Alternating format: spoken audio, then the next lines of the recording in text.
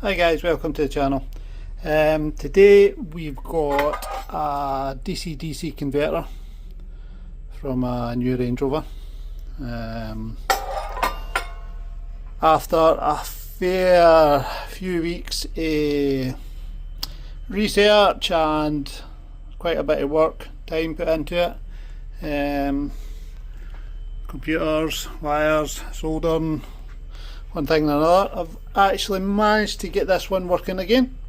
So I'm going to now put the cover all back in, screw it back together, and we'll give you a wee quick show of it working on the test bed.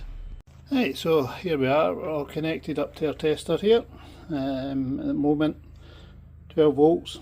We've got the boost function off, so when we hit that switch we'll get 48 volts, should charge our 12 volt battery up if it's working. So let's give it a go. 48 volts, and as you can see, voltage in our battery going up, so that's now confirming it's working now. That's it right up to charge there. Let's switch it off again.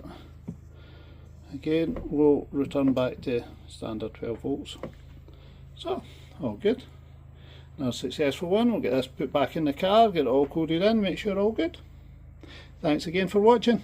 Catch you later.